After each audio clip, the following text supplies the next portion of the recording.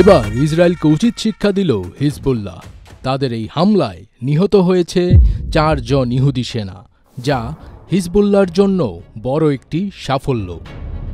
ইসরায়েলের উত্তরাঞ্চলের একটি সেনা ঘাঁটিতে ড্রোন হামলা চালিয়েছে লেবাননের সশস্ত্র বাহিনী হিজবুল্লাহ।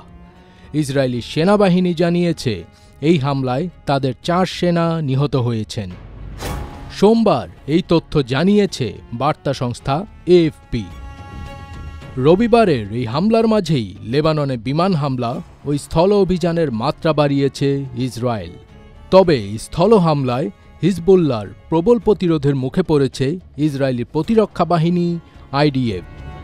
হাইফা শহরের কাছে বিনয়ামিনা নামের জায়গায় অবস্থিত সামরিক প্রশিক্ষণ ক্যাম্পে রোববার হামলা চালায় হিজবুল্লাহ। 23 সেপ্টেম্বর থেকে ইসরায়েল লেবাননে সর্বাত্মক হামলা শুরুর পর এটাই হিজবুল্লাহর সবচেয়ে বড় আকারের পাল্টা হামলা।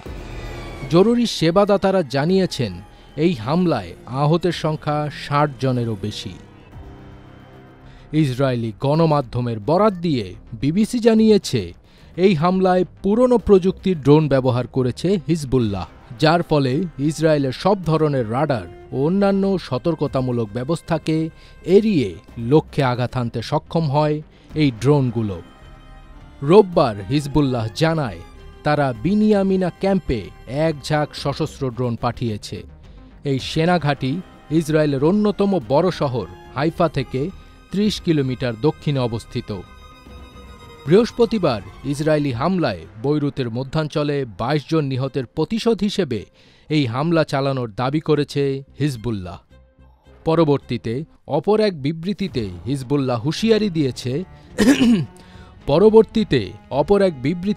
হিজবুল্লাহ হুঁশিয়ারি দিয়েছে, যদি আপনারা আমাদের মহান ও প্রিয় জনগোষ্ঠীর বিরুদ্ধে আগ্রাসন অব্যাহত রাখার সিদ্ধান্ত নেন, তাহলে আপনাদের জন্য যে পরিণতি অপেক্ষা করছে তার তুলনায় আজ আপনারা দক্ষিণ হাইফায় যা দেখেছেন সেটা কিছুই না। হামলার দায় স্বীকার করার আগে হিজবুল্লাহ তাদের প্রয়াত নেতা হাসান নাসারুল্লাহর একটি অডিও বার্তা প্রকাশ করে। ফজবির তাজ, এটিএন বাংলা।